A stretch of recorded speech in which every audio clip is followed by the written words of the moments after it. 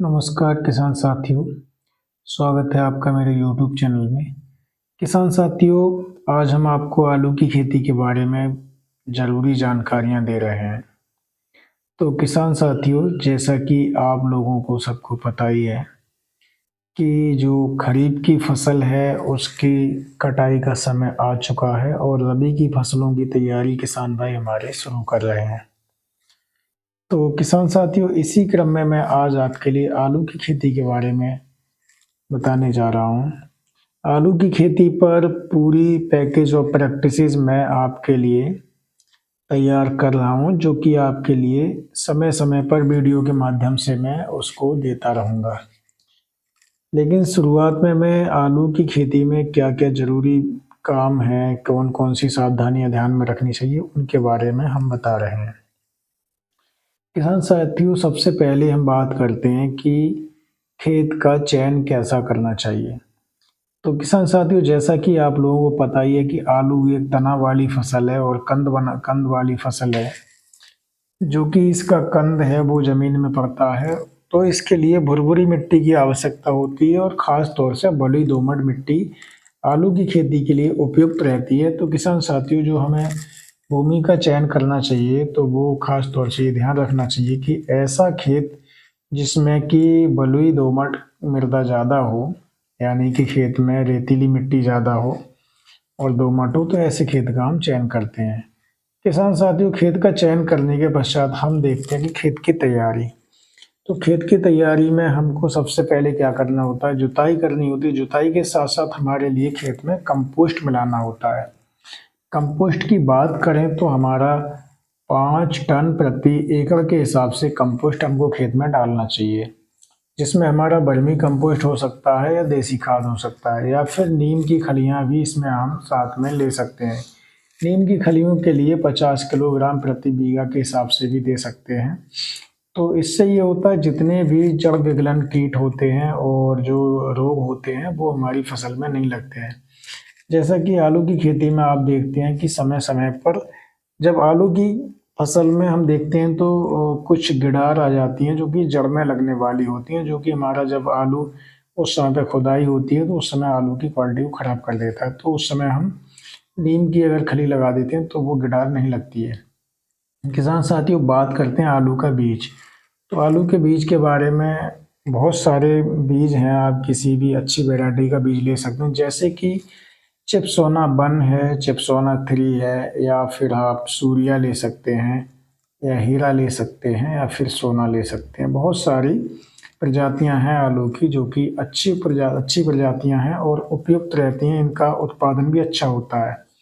किसान साथियों, आलू की जो पुखराज वैरायटी है वो भी बहुत अच्छी वैरायटी है। और पुखराज में भी कई प्रकार की जो प्रजातियां हैं, जो कि इनका उत्पादन अच्छा होता है और इनका जो रोगों से लड़ने की क्षमता भी आलू के अंदर कुछ हद तक होती है। तो किसान साथियों, हम अपनी इच्छा अनुसार किसी भी एक अच्छे बीज का, अच्छी किस्म का चयन कर सकते हैं, जो कि हमारे क्षेत्र में चल रही है। तो किसान साथियों, जैसा कि आपको पता ही है कि आलू ठंडे क्षेत्रों की फसल है और जिस स्थान पर जो वैरायटी ज़्यादा उपयुक्त मानी जाती है उस वैरायटी के लिए हम लोग कर सकते हैं।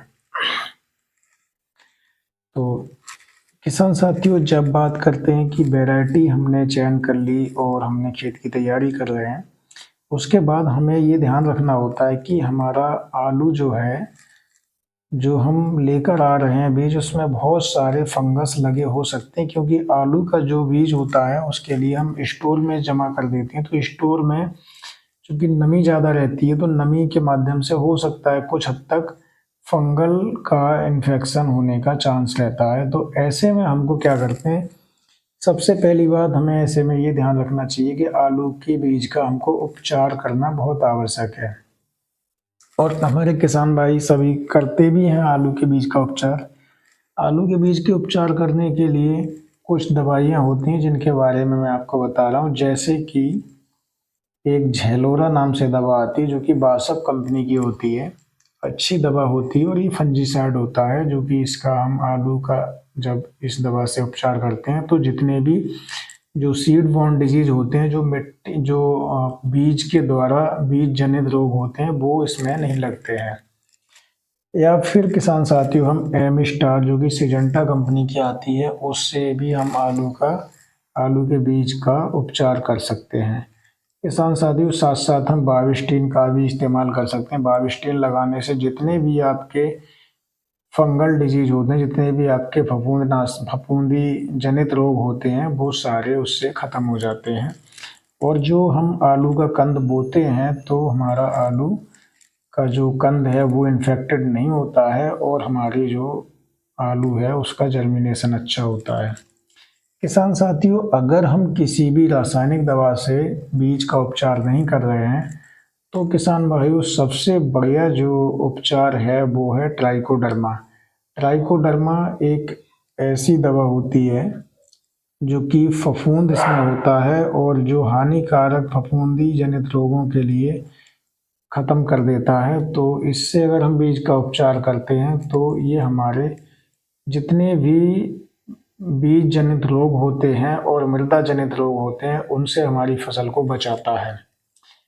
ट्राइकोडर्मा एक ऐसा पाउडर होता है जिसका घोल बनाकर हम छिड़काव करते हैं, तो बहुत सारे जो प्रतिरोधी बैक्टीरिया होते हैं, जो प्रतिरोधी जीवाणु होते हैं, उनकी क्रियाशीलता बढ़ जाती है, और जो हानिकारक जीवाणु होते हैं उनके लिए वो नहीं पनपने देता है। तो किसान भाइयों, इस तरह से हम आलू के बीज का उपचार कर लेते हैं। तो किसान भाइयों, इसके बाद में हम क्या करते हैं कि आलू के बीज की बुवाई करते हैं। बुवाई करने के लिए हमको कुछ काम ऐसे करने होते हैं, जैसे कि सबसे पहली बात हमें ये ध्यान रखना चाहिए कि जब आलू के बीज का हम बुवाई करते हैं, तो हमारे लिए खेत की तैयारी करते समय कुछ ज़रूरी उर्वरक होते हैं, तो उनका भी हमको ज़मीन में इस्तेमाल करना पड़ता है। जैसे कि डीएपी है, यूरिया है, और आपका म्यूरेट ऑफ पोटास है, और इसके साथ साथ कुछ जिंक होती हैं, तो इनका हमको छिड़काव करना पड़ता है। तो किसान भाइयों, बात करते हैं डीएपी की मात्रा कितनी लेते हैं। डीएपी की मात्रा किसान भाइयों, हम अपने खेतों में लगभग 10 किलो बीघा की डीएपी ले लेते हैं, यानी कि 50 किलोग्राम प्रति एकड़ के हिसाब से डीएपी ले सकते हैं। और इसके साथ साथ किसान भाइयों, हम लगभग जो है 40 किलोग्राम प्रति एकड़ के हिसाब से हम म्यूरेट ऑफ पोटास ले सकते हैं। और इसके साथ साथ हमको लगभग 25 से 30 किलोग्राम प्रति एकड़ के हिसाब से यूरिया लेना है, जिससे कि हमारे खेत में नाइट्रोजन की पूर्ति हो। और इन सारे उर्वरकों का मिश्रण बनाकर हमको खेत की अंतिम जुताई पर खेत में मिला देना चाहिए। और उसके बाद में अच्छे से खेत में पाटा लगाने के बाद बीज को हम पोटैटो प्लांटर की सहायता से बोना शुरू कर देते हैं। तो बीज का हमको ये ध्यान रखना है कि पोटैटो प्लांटर से ही बोएं, जिससे कि हमारी उसमें लाइन से लाइन की दूरी और पौधे से पौधे की दूरी एक निश्चित रहती है। अगर ऐसा नहीं करते हैं, तो हम बीज के लिए हाथ के द्वारा भी बो सकते हैं, हाथों से, तो उसमें हमारी थोड़ी लागत ज़्यादा आ जाती है। पहले जो बुवाई होती थी वो किसान भाई हमारे हाथों से ही करते थे, लेकिन आजकल मशीनीकरण का समय है, तो ज़्यादातर सभी लोग पोटैटो प्लांटर से, यानी ट्रैक्टर वाली मशीन से ही आलू की बुवाई करते हैं। तो किसान साथियों, इस तरह से हम आलू की बुवाई कर देते हैं। आलू की बुवाई होने के पश्चात हम देखते हैं कि कुछ लगभग 1 सप्ते के अंदर आलू की बुवाई करने के पश्चात हमारे लिए हर्बिसाइड लगानी पड़ती है। हर्बिसाइड मतलब घास मारने की दवा, या जिसको हम वीडीसाइड भी कह सकते हैं, यानी कि शाकनाशी, खरपतवारनाशी।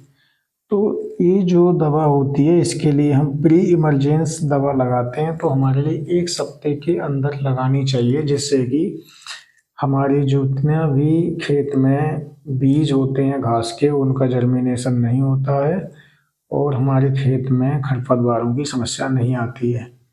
और किसान भाइयों, इस तरह से जब हम देखते हैं, तो लगभग बुवाई के 15 से 20 दिन बाद आलू का अंकुरण होना प्रारंभ हो जाता है। जब अंकुरण होना प्रारंभ हो जाता है, तो फिर हम उसमें सिंचाई करते हैं।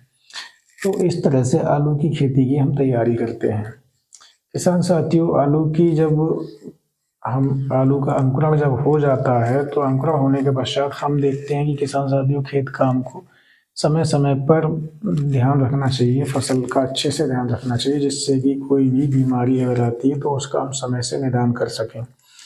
फिर किसान साथियों हम देखते हैं कि जब हमारी फसल में पहली सिंचाई हो जाती है उसके पश्चात में लगभग पहली सिंचाई के लगभग 15 से 20 दिन बाद हम दूसरी सिंचाई करते हैं और इस तरह से हम समय समय पर सिंचाइयाँ करते रहते हैं और हमारी फसल फिर तैयार होना शुरू हो जाती है। फसल जब तैयार होती है तो उसके बाद में कुछ ऐसे रोग लगते हैं जो कि हमारे उनकी हमको ध्यान विशेष तरह से रखना चाहिए, जैसे कि अर्ली ब्लाइट की समस्या आ जाती है जब हमारी फसल जब तैयार होने लगती है।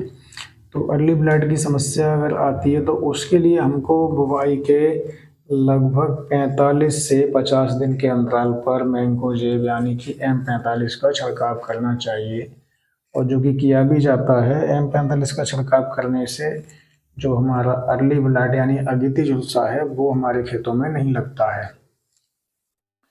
इसके बाद में फिर हमको सिंचाई करनी होती है। सिंचाई करने के साथ साथ हमारे लिए कुछ मात्रा में यूरिया देना होता है, जिससे कि नाइट्रोजन की पूर्ति होती है। नाइट्रोजन की पूर्ति करने के लिए यूरिया देते हैं और फिर उसका हम सर्दियों में हम आलू की जो सिंचाई होती है उसके लिए हम 15 दिन के अंतराल पे करते रहते हैं, क्योंकि सर्दियों में पाला पड़ने की ज़्यादा आशंका रहती है, और जब पाला पड़ने की ज़्यादा आशंका रहती है तो उस समय पर पाले से बचाने के लिए भी हमको अपने खेत में समय समय पर सिंचाई करते रहना चाहिए, क्योंकि सिंचाई करने से जब खेत में भरपूर नमी होती है तो पाले का असर फसल पे नहीं होता है।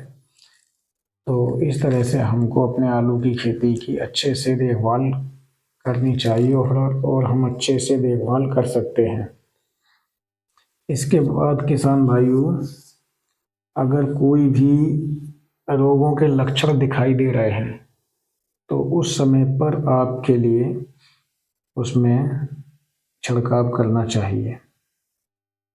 तो किसान भाइयों, मैं आपके लिए आलू की खेती पर स्टेप बाय स्टेप समय समय पर वीडियो डालता रहूँगा, और मैं इसकी आपके लिए पूरी पीओपी बना रहा हूँ, जिससे मैं आपकी फसलों के बारे में अच्छे से कब कब क्या लगना है, कौन सी समस्या के बारे में कब हमको कौन सी दवा देनी चाहिए, उसके बारे में मैं आपको बताता रहूँगा।